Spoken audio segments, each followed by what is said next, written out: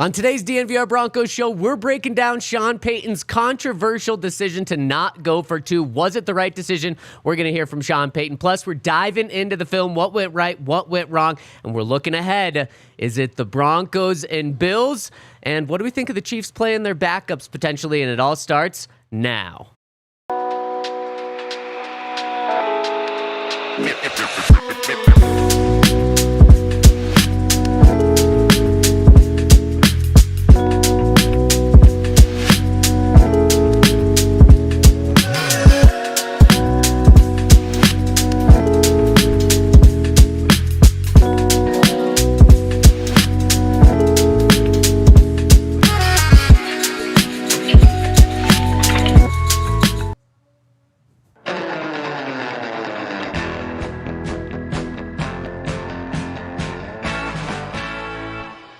To go for 2 or to not go for 2? That is the question that we are breaking down on the DNVR Broncos podcast inside the DNVR bar in the Toyota Lounge, driven by your local Front Range Toyota stores. And we are presented by Bet365. Use that code DNVR365 when you sign up. And we are the DNVR Broncos podcast with Super Bowl 50 champ Todd Davis, Henry Chisholm, Yahir behind the camera, and Zach Stevens rocking and rolling with you today. Fellas, we got a packed show.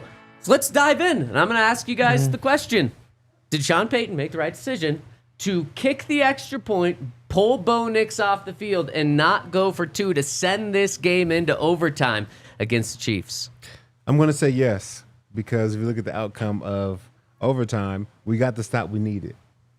Like, all you needed was one stop from your defense. You got that. So for him being the offensive play caller and the mastermind behind our offense, that was the right call. Go into overtime. Your defense got to stop. You just have to march down the field and get a score. And we didn't do that. You can't just assume they're going to put together like the 50-yard drive to get into field goal range, though. What do you mean? Why would you not assume that your offense can move the ball? Well, I mean, and at that I would have had more faith in the Bengals to put together a 50-yard drive to get into field goal range than the Broncos to be able to do it back the other way. I mean, they did it, though, at times throughout that game. They did. They were able to move the ball 50 yards. So when wouldn't be the first. But if you're talking about trends, the Broncos were unable to force a punt on the Bengals. So if you're looking at, it sounds like you're doing a little hindsight 2020, which is fine because we have hindsight. But if you're Sean Payton in that moment, you have no evidence that the Broncos aren't going to stop the Bengals from at least driving the ball. Now, maybe Pat is able to get a second forced fumble. Maybe you're able to get a turnover on downs. But the issue with the turnover on downs is Bengals would already be in scoring position because they were able to move the ball. The Broncos hadn't forced a single punt. So you didn't have that on your side when you make that decision. You had no indication that the Broncos are going to be able to stop the Bengals from at least moving into Broncos territory. Yeah, but I think when you make that argument, you're hopeful that we have a great play for the 2-point conversion. You're thinking that we're going to be able to get in there and get the 2-point. Yeah. So that would be the mindset of going for 2. Whereas in reality, we made the right call. Well, clearly not. No, the reality is they didn't make the right call. No, they made the right call because they got an opportunity to end the game in overtime, and that's what they wanted. But they had an opportunity to end the game right at the end of regulation. But we don't know if that would have worked. But no, wait. But I got something for you really quick. You said you don't know if the Broncos had a good 2-point play. Yeah. Are you telling me Sean Payton doesn't have one good 2-point play? Absolutely, obviously he does. not one that he trusts enough. Didn't work against the Commanders last year at the Hail Mary. He would have went for 2, right? If he had one play that he knew was like gonna work against. Sean Payton has a good play for a 2-point conversion. He has one that he believes in. You think Sean Payton doesn't believe in his ability to have one 2-point play? I'm not saying that he doesn't, but if I'm saying he had one that he knew was 100%, there's no reason why you don't go for 2. So if there's any indecision there, that means 1, we feel like we can get a stop on defense. And then 2, I may not have the perfect play right now. And I don't know if Bo is playing at the elite level I need him to execute this play. So let me go ahead and go to overtime. That's why I didn't want to have to make Bo put together a 50-yard drive because I wasn't sure he had that. So I mean, if that maybe that's what it comes down to is do you feel better about putting together a 50-yard drive or the one play to get into the end zone, the 2-point conversion? I go with the 2-point conversion. You just have the momentum. The Chiefs looked like the better team to me in that, or sorry, not the Chiefs. I'm thinking There ahead. you go. The Here's Bengals. Chief Hayton coming out again, guys. The Can't get the Bengals. Chiefs off his mind. Golly. The Bengals just looked like the better team to me. And that's why it felt like to me, if the Bengals got the ball, you're probably screwed. If the Broncos get the ball, there's a chance that they could go down and score. And with those odds just being the way they were, I would have taken the 2-point conversion. But they did get the stop. They did get the stop. But the Bengals got the ball, and the Broncos weren't screwed. They did that part, but that was only the first half. The second half is now you need the 50-yard drive to get back into field goal range. Because they started at their own 10? Yeah. Yeah. And Henry, I'm with you. I think yeah. all the numbers point to you're the road team. Road teams have a much less percent of winning in overtime in games. You can just know look what at people history. think about that. I think it's 41% of road teams win in overtime. So now the probability of converting a 2-point conversion, I think, is like 48%. So right there, the numbers point to go for it. The Broncos also, it's Joe Burrow you're giving the ball to. You haven't tough. stopped him once. So the flow of the game also says that you're not going to be able to stop Joe Burrow. Maybe he's going to get a field goal, touchdown, wins the game, obviously. The Broncos did something that they hadn't been able to do. I give Vance Joseph and the Broncos defense credit for doing that, but you did not know going into overtime that wasn't the case. Well, let's hear from Sean and hear why he decided to go for 2. This was after the game. We just talked to Sean as well, and I'll give you an update on what he said today about that decision. But let's hit the first clip of Sean just giving his initial thoughts about this. And he knew it was going to be a controversial decision because in his opening comments, he said, I'm not even going to wait to be asked about this. I'm going to talk about it now. And here's what Sean had to say after the game. I'm thinking about, I'm going to answer this now. All right, going for 2. We knew a tie, though, was for us just as beneficial as a win. And we felt like we had the momentum at that point. So, look, it went back and forth. And in the end, we didn't make enough plays. They did. All right, any questions? Okay, Sean, you did have the momentum. So capitalize on the momentum right there. I actually think him pointing to momentum hurts his argument. You're 2 points away. You just had a miraculous throw. Let's capitalize on this thing now. And then something that, Henry, you were kind of rolling your eyes out when he said it, playing for the tie. And Sean Payton, have the final clip from Sean talking about the tie dialed up, because before I get your guys' take on this, I asked Sean Payton to expand on playing for the tie, and here's what he had to say. We discussed it all. We're plenty of time. I going into this game, I knew all of that stuff. Tie, everything down to the. And so a lot of it is your gut relative to, how the toss goes. We were moving a little bit on offense, and then weighing the percentages of the 2-point conversion. I think that had a lot to do with it. If the tie element didn't sit in there, it would probably have been a little bit easier decision. Obviously, I'm going to get asked the question either way. And so I was comfortable with the decision. We had plenty of time with the decision. Every time Sean Payton just said tie there, Henry, you're just shaking your head. Here's the floor. So my least favorite part's the last one, where he said if the tie didn't factor in, it probably would have been an easier decision. That means you would have gone for it. Yes. Because it doesn't get any 100%. easier to then tick the extra point if the tie doesn't factor in. The tie shouldn't factor in because there hasn't been a tie in the NFL in 2 years. Well, in the past 10 years, let's just bring up that sample size Yeah. even bigger. There's been 6% of games that go into overtime have ties. Yep, and teams generally aren't trying to get the tie, which, will skew the number a little bit. And at some point, the overtime was 15 minutes, and they made the change to 10 minutes, so that'll skew the numbers a little bit. But still, that is such a small chance, especially with the way the Bengals are moving the ball. You really think that you're going to go 10 minutes without giving up a field goal or scoring a field goal? The tie just should not have factored in any way, because they don't happen. Somebody's going to go win that game. I think that's tough, and I don't necessarily like the mindset of playing for the tie.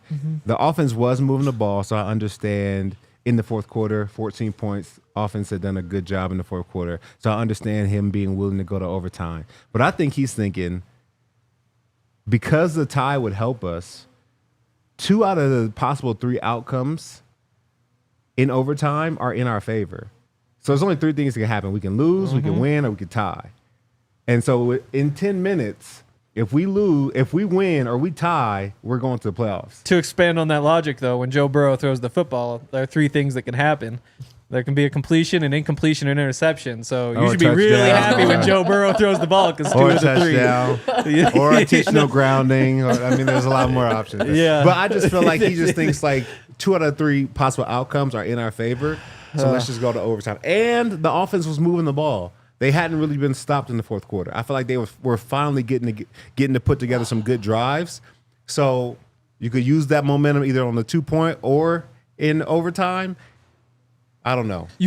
It's like a 4th and 2 basically though. Yep. You got to be able to just pick up 2 yards there. You just picked up a 25-yard miraculous touchdown. You would Can't you think. get 2? Again, like I mentioned this, I can't remember if it was the post-game show or the watch-along yesterday because it all runs together when you sit here for 5 hours. But there was the Hail Mary against the Commanders last year where they then had to go to 2 to send it to overtime, didn't get the 2-point conversion. Yeah. That was the first thing that popped into my mind when Marvin made that crazy catch. I wonder if the same thing happened to Sean. Maybe so. Where Sean just was like, hey, we've been in this situation. Let's just not lose right here. So Sean, we have the clip, but we don't have to play it because essentially what he said in the final clip was, I made the right decision. Yeah. So he doubled down on it despite having the losing result. And maybe the Broncos would have gone for 2 and lost as well. Yeah. That's certainly in the cards for that too. I believe 52% chance that would have happened just historically. But today we talked to him and he was asked, have you second-guessed yourself? Have you thought about that? And he said, of course, especially when the outcome ends like that, you have to second-guess yourself. Now, he didn't go fully all the way to admitting, like, I made the wrong decision. He just said, yeah, I second-guessed myself. So he has taken a step back, reviewed that. My biggest issue, especially with him pointing to the tie in his post-game press conference, is he didn't play for the tie in overtime. When the Broncos got the ball back with just over 2 minutes left, they decided it looked, the way Sean Payton was calling plays was like he was trying to go from the 10-yard line all the way down the field to score to win the game. He didn't play for the tie. It did not look like he was running plays to run the clock out and play for a tie. So that his actions didn't add up with his words of why he made that decision. And then at the beginning of the game, Sean Payton starts off with the ultra-aggressive mindset of receiving the ball to start the game. That showed me, okay, let's go out and win this bad boy. And then it switched right before overtime, and then it switched in overtime. Things just didn't add up. So I didn't like it, and maybe Sean, in the end, didn't like it. And I thought we were all going to agree on this. Todd, I'm happy that you brought a different perspective. It's a wrong perspective, but I'm happy you brought a different perspective. Here, if you don't mind, in the Toyota chat, setting up a poll. Did the Broncos make the right decision not come going? on, we lost. That poll's going one direction. Because you have, I don't know. For me, it's just like I know that the 2-pointer, if we had gotten it, it would have ended the game. But I also look at the entire game, and you look at the Bengals. They had 2 opportunities on 4th down to get touchdowns or extend drives, and they couldn't do it. It's not that it's just a gimme play. Yeah. Like, it's not a lot of space. Everybody's crammed in there. We can't run the ball for 2 yards. Like, that's not happening. So we got to put together a good pass play. Or just give it to Jaleel and you run for 10. Well, they're not That doing run that. game dried up in the second half. So I just don't know if it's a gimme. Yeah. And then back to your point about Sean not really, going for the tie. I don't know. We threw the ball, but it was like very predictable, like almost like running plays, like a bubble screen to Marvin. Like, that's like handing the ball off. First play was a handoff, bubble screen to Marlon. Second one was a crosser. If Bo sits in the pocket and delivered the ball, like, that's a catch and we're still running. I think it's more execution than it is just like his mentality changed. That's fair. Henry, really quick, the running game did not dry up in the second half. The running game was way better in the second half than the first half. That's when Jaleel averaged 6.7 yards per carry, had 47 yards on 7 attempts. The Broncos had 15 carries, 72 yards, 4.8 yards per carry in the second half. What did he I wanna average in the look. first, though? Because like his first 3 carries were like 3 carries for 30 yards 12 or something and like 9. that. I mean, he averaged 6.7 in the second half, though. That's good Yeah, enough. yeah. Yeah. I'm pretty sure. I'll go back and find the numbers later. How 'Cause many I thought, carries, though? Those are legitimately the numbers right Oh, there. yeah. But I thought like the last 5 runs were like 0, 2, 1, negative. And I could just be wrong about that. And maybe that includes overtime, I guess. Yeah.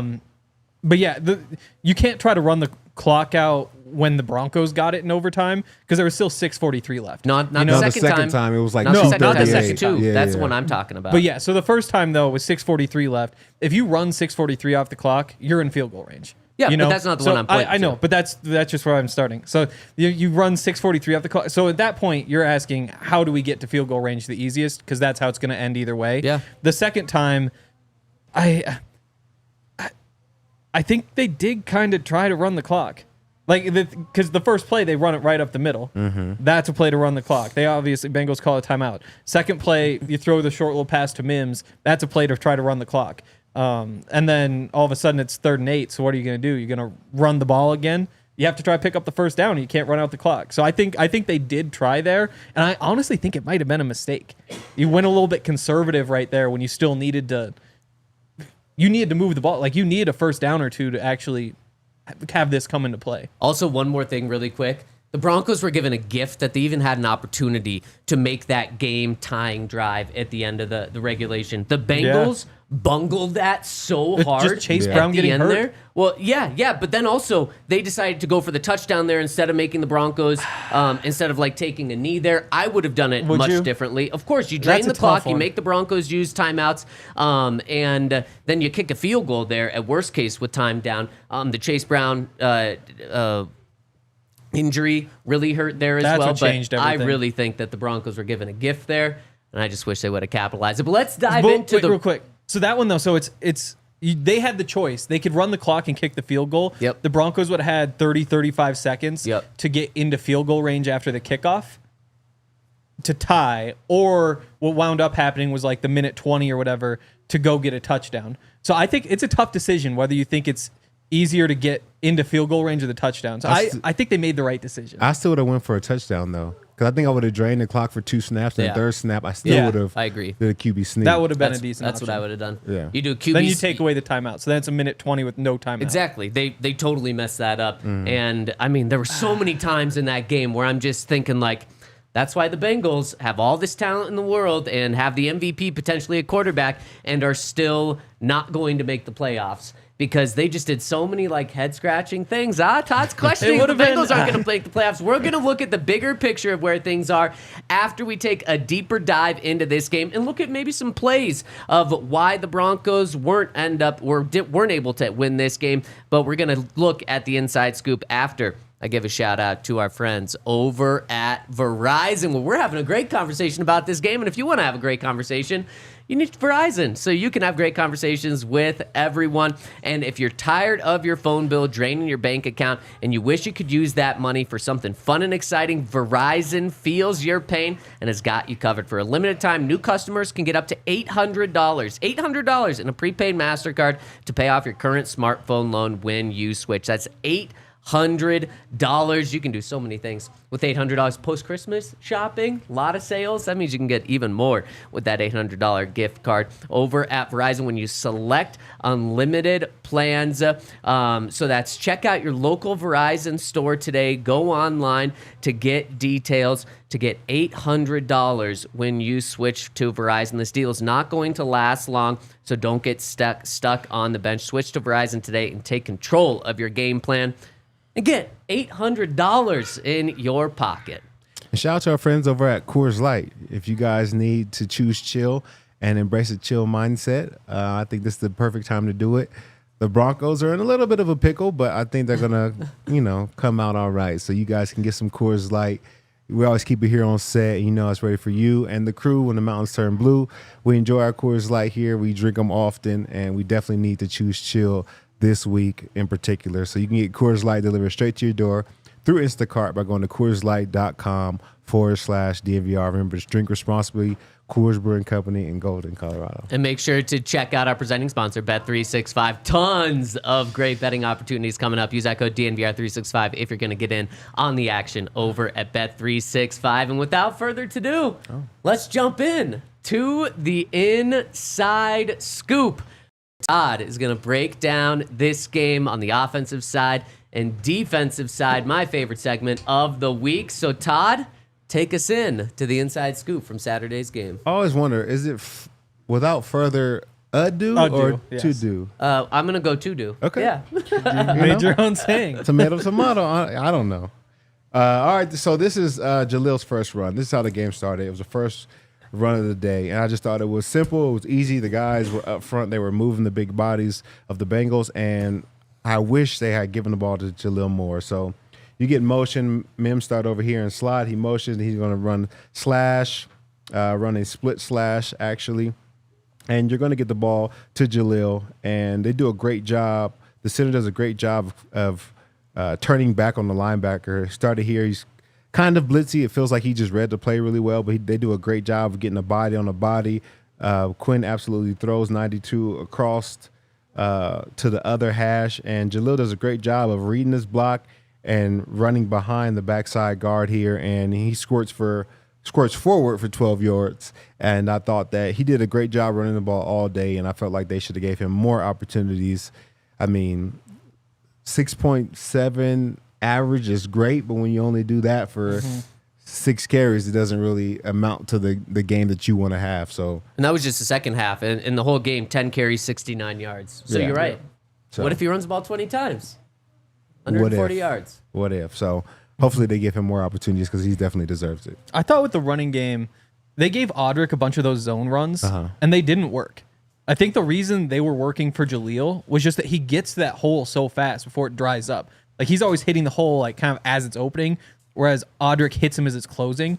Audric on those power runs, the like gap scheme type runs, those were working well. But it just seems like they aren't always using the running backs to their strengths, which is a little bit surprising to me. Yeah, for Jalil, for me, I feel like he has the best vision. Yeah. So he's able to kind of stop and start his feet a little bit better than Audric, as well as see how blocks are developing. Because right now, the way that this play is working out, you don't know where the hole is going to end up. I think Audric is better at downhill, A-gap, hit it, and get us 5 or 4 yards, whereas Jalil can set up a block here for his O-lineman. He can read the block and come backside. He has more vision to be able to make the plays he needs to. Plus, he has that stop and start ability. Yeah, exactly. It's that burst, too. Yeah. Where it's like, even if Audric and Jalil see it at the same time, Jalil's just going to get there a step quicker.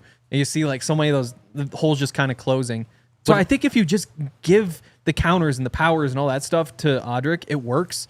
But just keep those zone runs going with Jalil, because whenever they cross over, that's when everything starts to fall apart a bit. What I don't understand is Sean says this is a hot hand approach and this is a week by week. If you want to do that, that's fine, but make it a true hot hand approach. Yeah. Jalil, you weren't able to stop Jalil, and yet Audric Estime still gets 9 carries when Jalil only gets 10. If it's a hot hand approach, give Jalil 20 carries this game, and then if Audric's feeling the next game, go with the 20 carries for Audric next week. But it just doesn't feel like they're actually living up to what they want to do. And by the way, this is the first game in Javonte Williams' career that he's played and did not get a carry. So they clearly identified maybe he's not the hot hand, but he's definitely the cold hand, and he's not getting the ball. Yeah, and I don't know a game this year where Jalil was not the hot hand out of the when he point. played. Yeah, yeah. So I think it's clear to see who I feel like should get the most carries. This was, for me, a turnover. They don't count as turnovers, but when you get the ball and you make the team turnover on downs, that counts as a turnover for me. That's just like getting a fumble or an interception right here at the 22-yard line. This was a great job.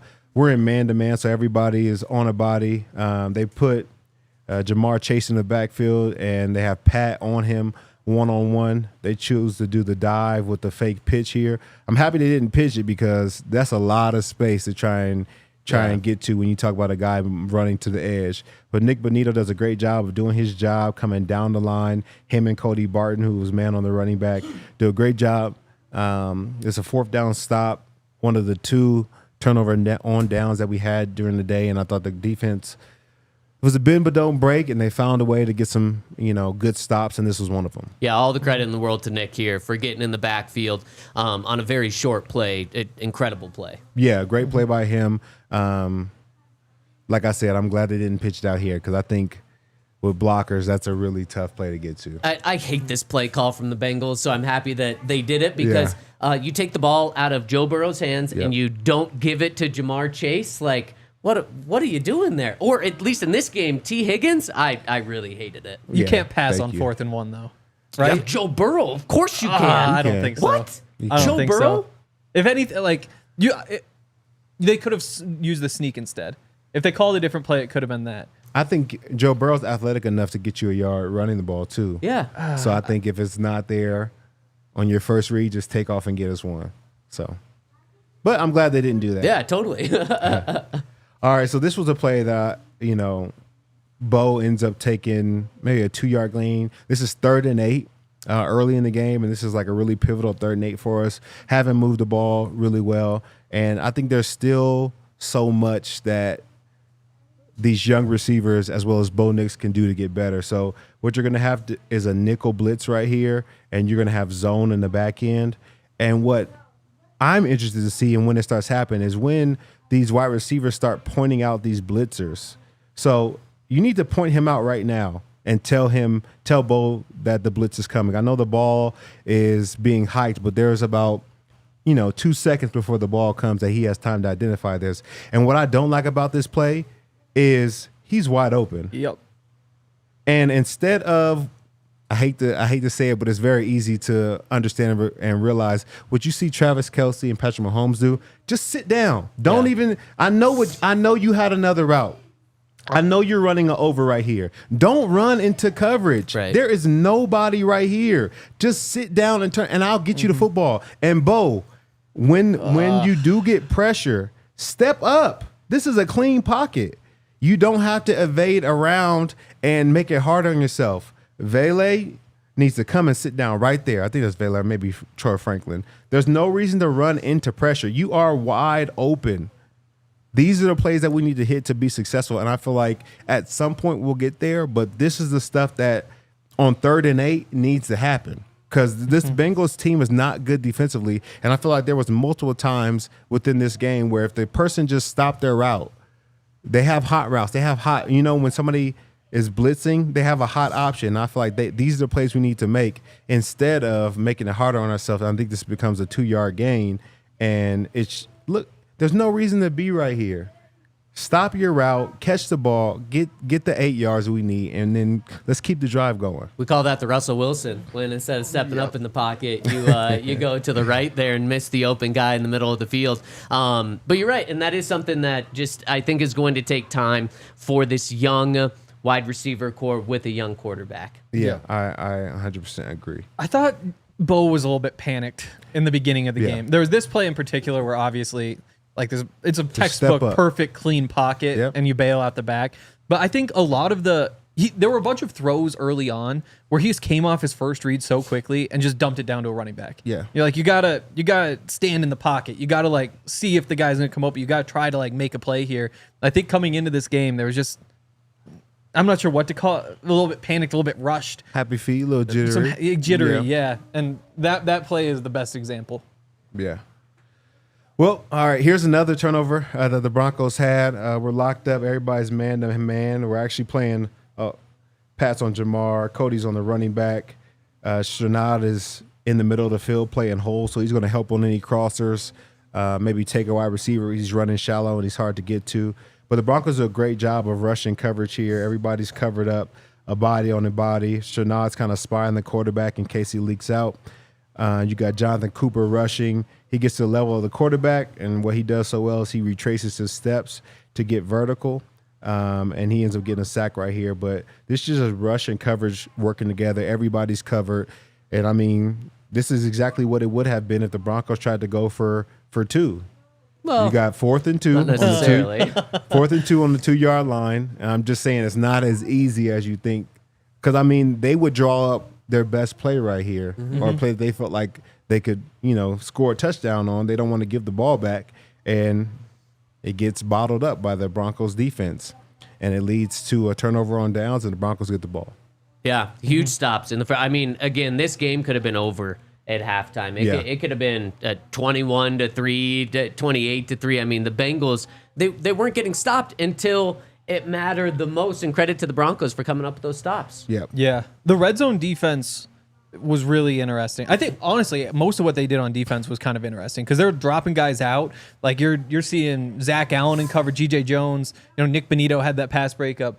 Like, they were getting really creative, and it didn't really work for them until they got to the red zone. But that's where, how many defensive coordinators, when they get deep in the red zone, say, okay, Brandon Jones, PJ Locke, my starting safeties, come off the field. We're putting Devin Key and JL Skinner in there. JL, you're taking your man coverage on this tight end split out wide.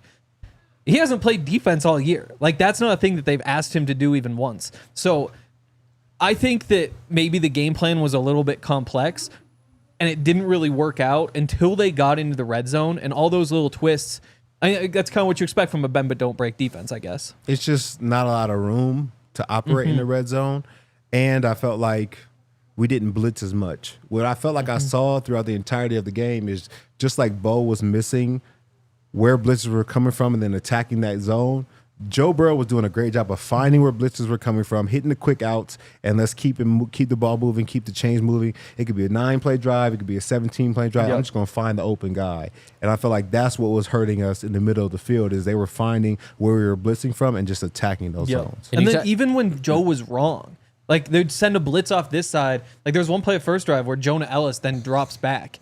And you're just like, it looks like cover 3 before the snap. It basically still is, but now it's Ellis over here. And Burrow throws it to that side, but he just places the ball so perfectly into such a tight window and gets it there so quickly that it just doesn't matter. Okay, let's continue with the inside scoop after I give a shout out. But really quick, before we give the shout out to our friends, you talk about bend but don't break defense. That's exactly what this Broncos defense has become. They now give up the 15th most yards in the NFL. They're an average defense when it comes to yards given up, but they're still top 5 in scoring defense. So they are giving up yards now, especially over these past few weeks. And the scoring has dropped off over the past few weeks, but they're still top 5, which is obviously pretty damn good. So before we continue with the inside scoop, I want to give a shout out to our friends over at Live Well, where if you want to live well, you got to check out our friends over at Live Well, where they've got 25 convenient Colorado dispensary locations and a premium selection and expert service that awaits you. You can also visit them over at livewell.com to reserve your products online for a quick in-store pickup. And regardless of if you purchase online or in-store, if you use the code DNVR25, DNVR25, you're going to get 25% off one regular priced item. And if you go to livewell.com, order it. When you go in the store, mention DNVR25, and that's going to get you the 25% off that product. And, of course, if you're in store, just mention that to DNVR25 to get that discount. They offer a price match guarantee, ensuring you get the best value on matching local competitors' prices on eligible products. They've got a very knowledgeable, supportive staff with whatever you're looking for, cannabis flower, edibles, concentrates, and more. So visit them online, livewell.com. Use that code DNVR in store to receive 25% off one regular price item. Restrictions apply. And make sure you head over to Circle K when you need snacks because they have the best ones. If you want to sign up, they have some awesome deals that will be available to you. It's free membership for the Inner Circle. You just download the app, give them your email, give them your phone number, and you'll be fully enrolled. After that, you don't even need to bring like your phone with you. You just go in there, you just plug in your phone number, you'll get the discounts. They've got deals every day on food and drinks and all sorts of other stuff. The best part, I think, is that if you sign up for the Inner Circle with the Circle K app, then you can get 25 cents off per gallon for your next 5 fill-ups. So make sure you guys are going and checking that stuff out. I think they have locations everywhere. Are they everywhere in the country? Seems like wherever you go, you can find a Circle K, at least around here. Yeah. So download the Circle K app, sign up for the Inner Circle for exclusive offers. New offers, purchase clubs, and sweepstakes are uploaded weekly.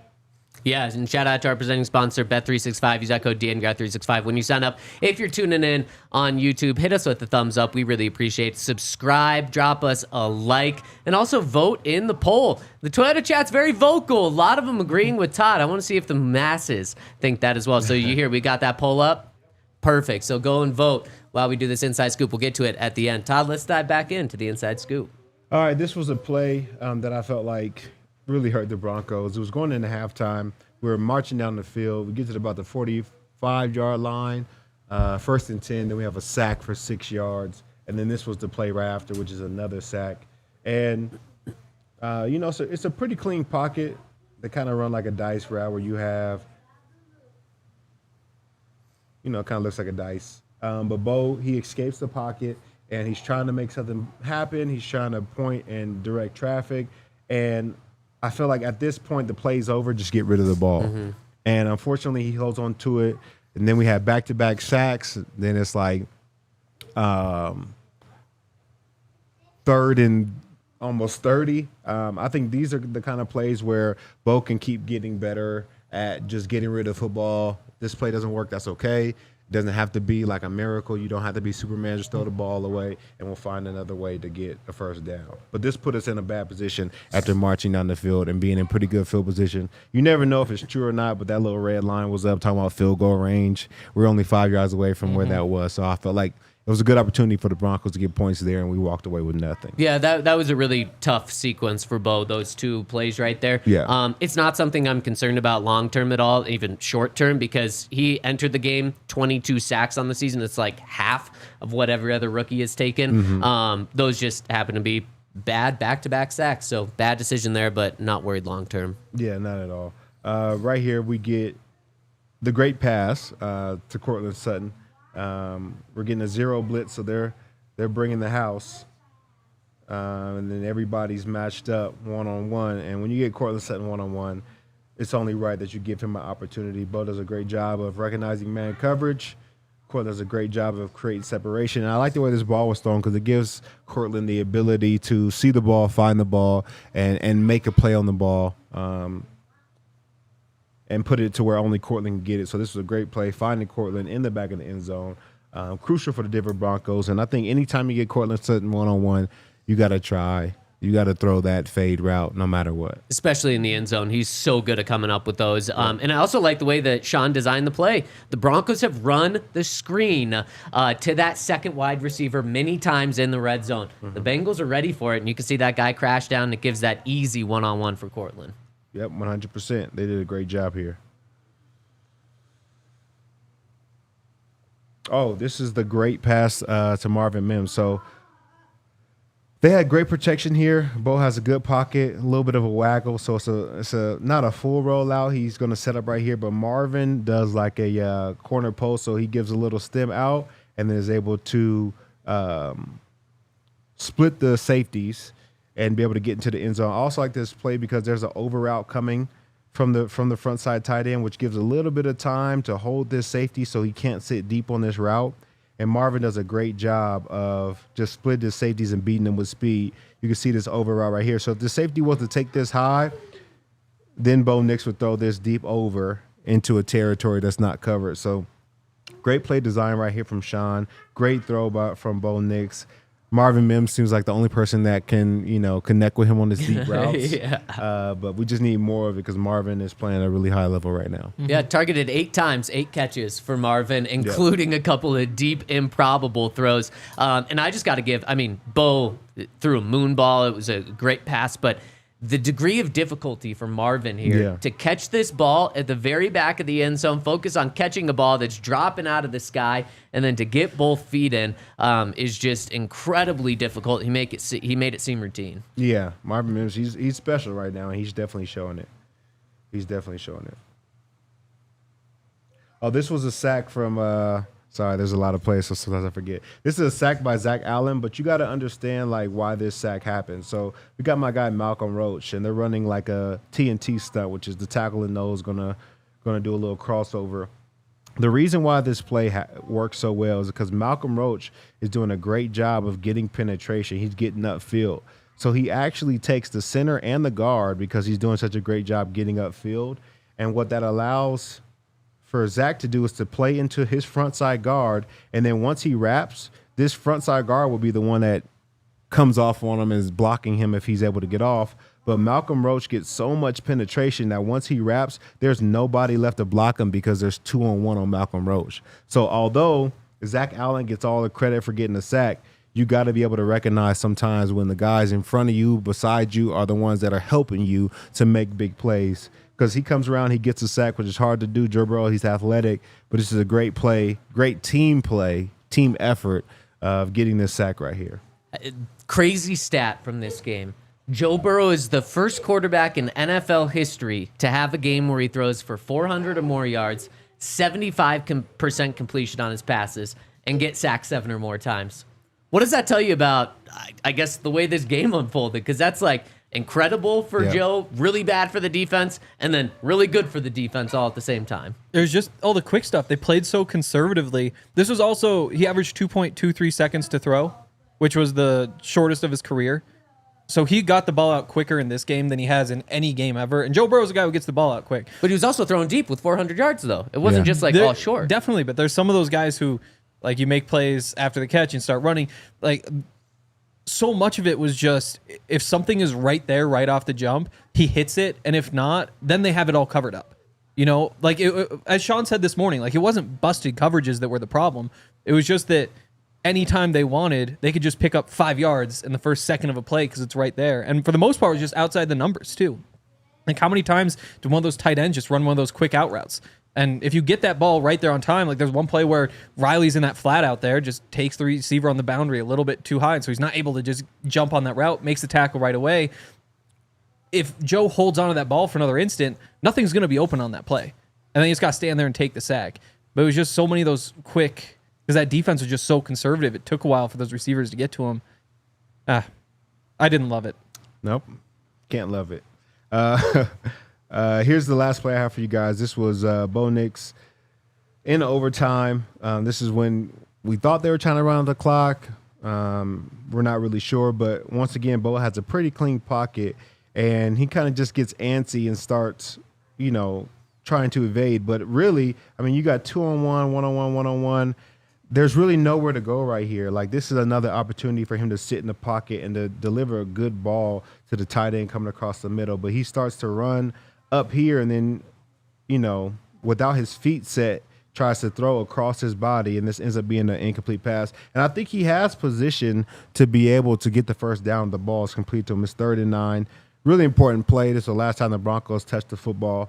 But unfortunately, the ball is a little bit off. But I think, once again, it's about him leaving the pocket too early or trying to leave the pocket too early and also setting his feet. So just a lot of ways that he can get better as a quarterback. But, it gives you hope that he can still have pretty good games, multiple touchdowns, but there's still more he could do to be better. Yep. Without a doubt. I mean, he's a rookie, and he did have rookie mistakes. I want to cap this off by asking you guys, did Bo have a good game? No, he didn't. I mean, there were a couple of good throws in there, but there were just too many that he missed. Like the throw to Marvin back of the end zone, that's an awesome throw. You also just missed Troy Franklin on kind of a similar throw in some ways on the other deep ball. Like, you missed the whole shot to Courtland. So you can look at like the highs and the lows passing the ball that kind of maybe cancel out if you're generous, but then also just the pocket awareness. He was just rushed, which you can't be surprised about for a rookie playing an important game at the end of December, but that was not the poised, like confident, stand strong in the pocket, deliver the ball Bo Nix that we've seen at various points of the season when you play the Panthers, when you play the Saints. So I think, again, we talked about it yesterday, but you could just see the difference between a Joe Burrow and Bo Nix in that game because Joe just doesn't make those mistakes. And Bo, he makes the right play 80% of the time, or did yesterday, but that other 20%, when you're going up against Joe Burrow, it just means you're not going to win the football game. Yeah, and I disagree with you, Henry. I do think he had a good game, a great game, amazing game. No, but you're also comparing him to literally a guy that if he had an adequate defense, Joe Burrow's the MVP of the NFL this year. So is it damning that Bo didn't have as good of a game and didn't look as good and didn't look as calm as Joe? I don't think so. I mean, Bo's not the MVP of the NFL right now, and I think we all know that. I do think Bo had a good game, an incredible game. No, but this wasn't on Bo. Bo did enough. He definitely kept the team in the game in the second half and gave him a chance. So I think it was a good game. Elite, no, but he was efficient. And then that play to Mims is when it broke the game open for me being like, okay, yep, Bo's having a good game because it wasn't all short stuff. Todd, do you think he had a good game? I think overall I can't qualify this as like a good game. I think the throw to Marvin Mims, the deep one that you're talking about, was a great throw. The throw to Courtland was a really good throw. I think the second touchdown to Marvin was a great play by Marvin more so. So I think ultimately I would say this is just an okay game for Bo, and we just needed a little bit more. I think there was opportunities left on the table that we needed. I think if he hits just a few more passes, we might find a way to win this game. So I can't say this was a good game. It was an okay game. Whew, man, tough critics. Let me know in the Toyota chat if you guys agree with them or me on Bo's game. And guys, let's look forward a little bit now. After the Broncos game on Saturday, we got to watch a full slate of football yesterday. And man, did we see the Broncos' future play out right in front of our eyes. The Broncos, if they make the playoffs, are locked into the 7th seed right now. They'll be taking on the Bills, who are locked into the 2 seed. So if the Broncos make the playoffs, they're playing the Buffalo Bills in Buffalo. How do you feel about that? I don't like it, not one bit. You talk about talented quarterbacks with a couple of good wide receivers. We really haven't done too well against them the entire season, so it will be a tough one. I mean, never say never, but it's the reason why they were almost the number 1 seed. Henry, how do you feel? I mean, you can't feel good about it. Going to Buffalo, maybe the hardest thing to do this year in the NFL. I mean, going to Kansas City would be the other one. Detroit, with all the injuries, is probably out of that conversation. Like, it's just you got to go up there and play the game, and anything can happen. Like, they'll have a chance, but it's not what you wanted. I am okay with this game. I mean, you don't welcome a trip to Buffalo. I would rather play Buffalo than I would Kansas City. Kansas City just simply doesn't lose. We've had that conversation. I'd rather play Buffalo than the Ravens. Did you guys watch what happened 2 months ago with the Broncos and Ravens? I don't want to play a team that beat them by 31 points that's rocking and rolling right now. But they only beat I don't know. I don't know if the Bills are better than the Ravens to play first week of the first round. I think so. I think the Broncos match up better than them. Okay. The last time the Broncos played the Bills in Buffalo, the Broncos beat them. The Broncos are a better team now. The Bills are a less talented team than they were last year, but clicking better than they were. So I guess you could say the Bills are a better team, but the Broncos are also a better team. I give the Broncos a shot in this game if, maybe when, they make the playoffs here. Also, one more thing about playing in Buffalo. There's always a chance that there's that, what do they call it, lake snow blizzard effect or something like that, where it just throws game plans out and neutralizes a pass rush or neutralizes Josh Allen's ability to run or throw the ball. And that just throws everything out and gives any team a chance in there. So that could happen right now. I think the very far weather forecasts are projecting like Buffalo to be 20 degrees colder than their average temperature in mid-January right now. So we could have some just crazy weather in this game too. But I think that this is probably you'd rather play Houston, of course, without a doubt. The Steelers, you're not going to be able to play them in the first round. And then I'd rather play the Bills than Baltimore. So I'm okay with this. We knew for a while that the Broncos are going to have to be going on the road playing a game, and if it wasn't Houston, I'd rather have them than Kansas City or them than the Ravens. So I'm okay with it. I don't know. I feel like they're a tough team. But it's funny. It's like we're at the point of the season now where we're hoping that we either play backups or that weather is so bad that it gives us a chance. Like, turns it into a coin toss. Yeah, like I don't know if I like being that team. I want to be the team that's like, whoever you're playing, we're ready to play, and like we have a good chance of beating. Okay, well, don't even give me the lake effect snow. Last time Broncos played in Buffalo, it was good enough weather, and the Broncos went out and beat them. Okay.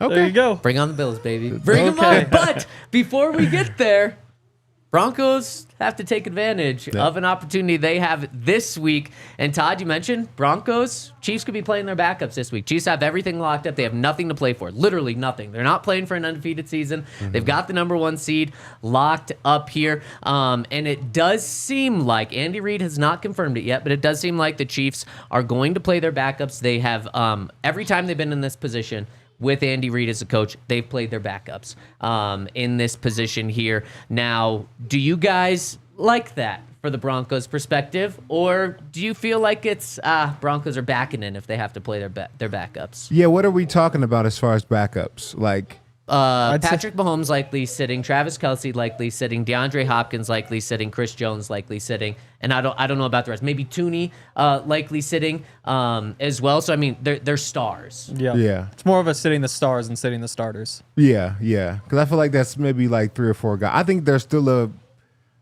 talented team and good enough to beat anybody on any given Sunday, even without those guys.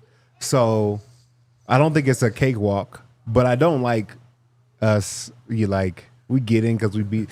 I think just getting in for this year, I think that's is all good. I care so about. Maybe it doesn't matter who we play. Yeah, get out of here with like oh man, Broncos don't deserve it because they have to be backups to get in. They put themselves in this position. They gave themselves 3 games to win 1, and thank you to the Chiefs for being in a position what where it they is. could put in backups. If they would have That's lost what it one more, is. this would be very different. No one's Yes. going to be remembering this if the Broncos make the playoffs and talking about, man, what a disappointing season because they made the playoffs, but they had to play the backups in Week 18. No, give me a break. This is a storyline for just this week. Everyone's going to forget about it. I don't mind one bit. The Broncos gave themselves this opportunity. They were at 9-5. Broncos and Chiefs. Yeah. The Broncos gave themselves an opportunity, though, to win one of the last three. Yes. They didn't get it done the past 2 weeks. I give me the backups. Please make it easy for the Broncos to win this game. I fully expect Andy Reid to give their stars the day off, and please do, and let the Broncos play the backups here. Yeah, nobody will remember if you got in because you played the backups, but they will remember, like in 2009 when the Broncos were 8-4 and missed the playoffs. They remember in 2016 when they were 8-4 and missed the playoffs. They'll remember when the Broncos had 3 games to win 1 and lost and missed the playoffs. Like, that's the thing that gets remembered, not who you played in Week 18. Yeah, and if you can't beat the Kansas City Chiefs backups, then simply you don't deserve to make the playoffs. If you had 3 games to win 1 at the end of the season, and especially the last one was against backups, and you don't win, you don't deserve to make the playoffs here. That's why I don't always love like all the history talk, because history can repeat itself positively or negatively. So You said you don't like the history talk. I don't. Keep Because it you're up. like, the last time we played the Bills, we won. Well, last time we had 3 games to win and make the playoffs, I don't know if we did. So I hope this is different, though. I hope that the Broncos can find a way to just win this game. And yeah, I guess it doesn't matter as long as we're in the dance. Would you rather play the Chiefs without those like 6 guys, or would you rather just have like the Raiders come in playing full strength this week?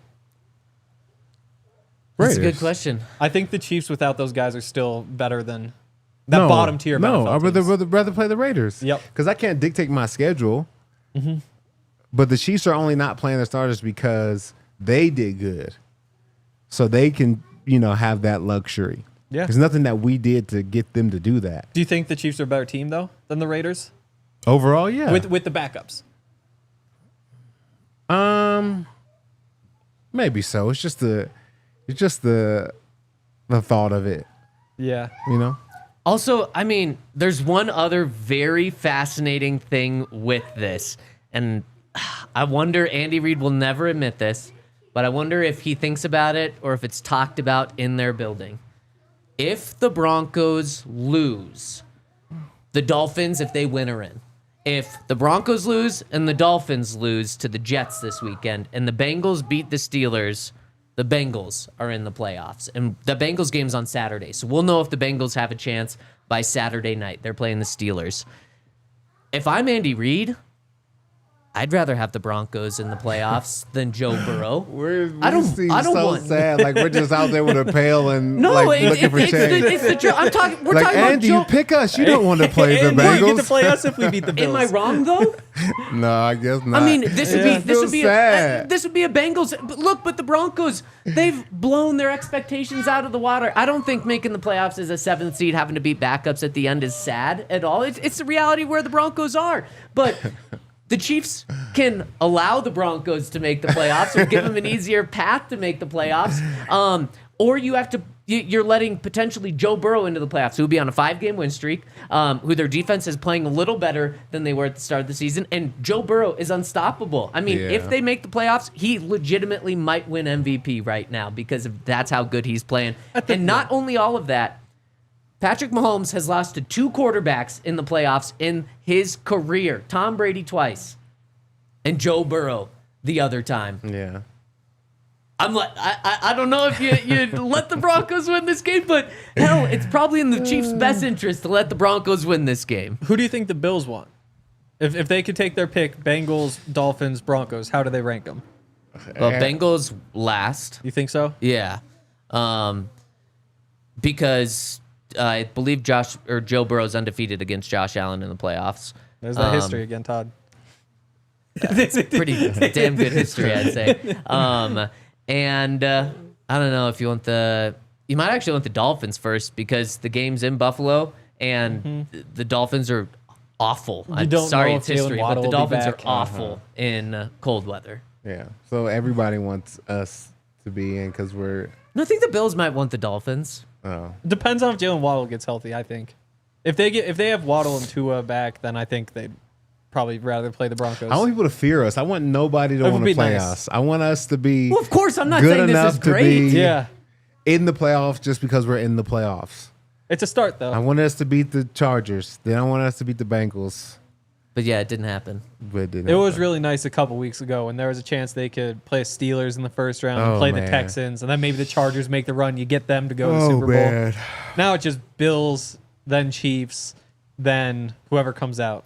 Also, really quick, because you guys mentioned this, I think, before the show started. I think it was Henry, and then I saw a comment in the Toyota chat that I would like to address as well. People said, or giving me crap for saying it was a guarantee the Broncos are making the playoffs a couple weeks ago, and oh, look how these past 2 games have gone. It's still a guarantee the Broncos are making the playoffs. Thanks to the They're playing the Chiefs. Chiefs backups this week. They're going to make the playoffs. So I had someone reach out to me this morning and say, like, how you feeling about this game? The Broncos are winning this game. Do you want to put a wager like Sure, with you, just you're for going to you? take the Chiefs? Just for you versus Just for me? versus So your stance? Show how much you believe it. what's the way? Okay, I'll bet like myself if They don't win. $100. What will you do? No. No, Okay, they like don't you'll win. eat, like that guy that $100. tweeted, like you'll eat a sock or Yeah. something. Yeah, What's it a- has what's- to be like what's something going like on that. podcast on Monday if Yeah, they lose? if they don't win, you'll. Let's brew something up. But you guys have to. I mean, Why? would No. I just put something up against No. myself? to show that you actually believe this. That you believe. Of course, I believe they're going to beat the Chiefs. Oh, do you buy it? Do you think he believes Todd? I don't know. I think I knew. I don't Yeah, know. if He the hasn't- he Broncos hasn't- don't win, you Okay, have to what? be at Thanksgiving dinner.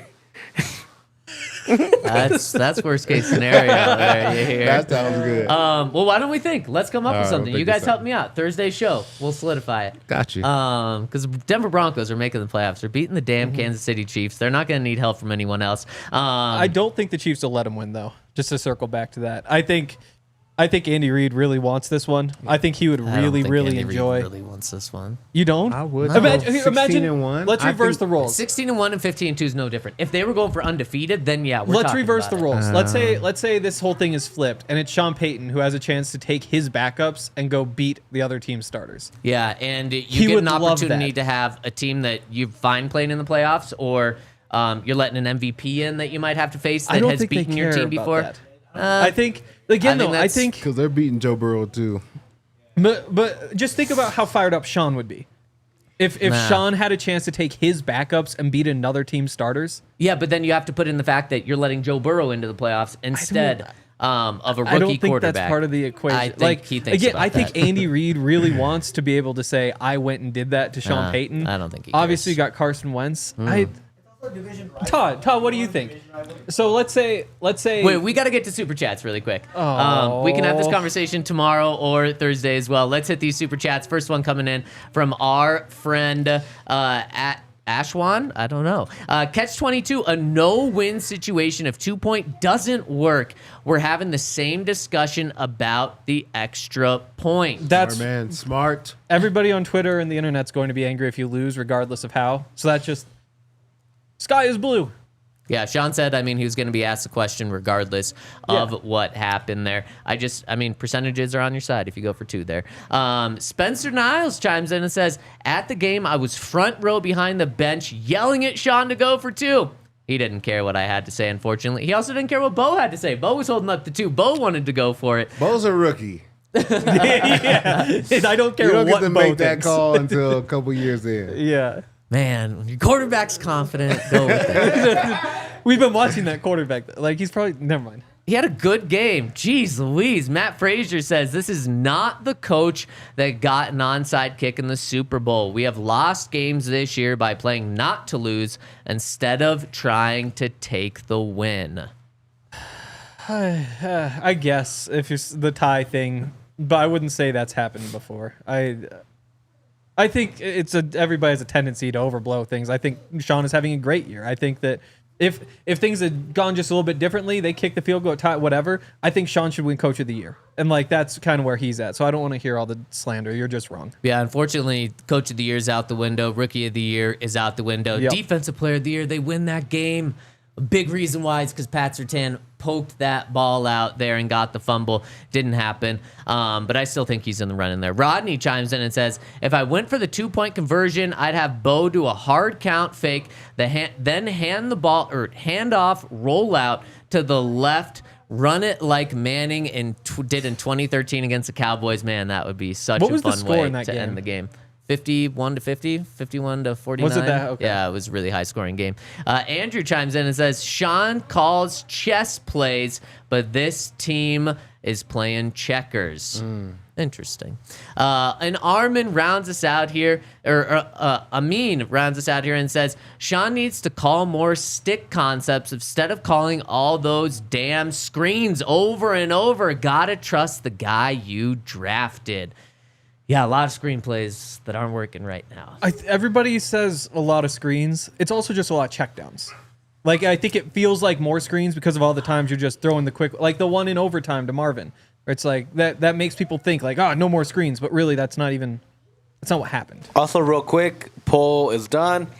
38% say yes, it was the right choice not to go for 2. 62% say no, it wasn't the right people choice. They're agree. just like Thank us. you for chiming in. We are They're going just to like be us. rocking and rolling with 2-1. you again tomorrow, 10 a.m. Thanks for chiming in. Hit us with the thumbs up for this playoff push that the Broncos got. We'll see you tomorrow. We all silly like the mayor.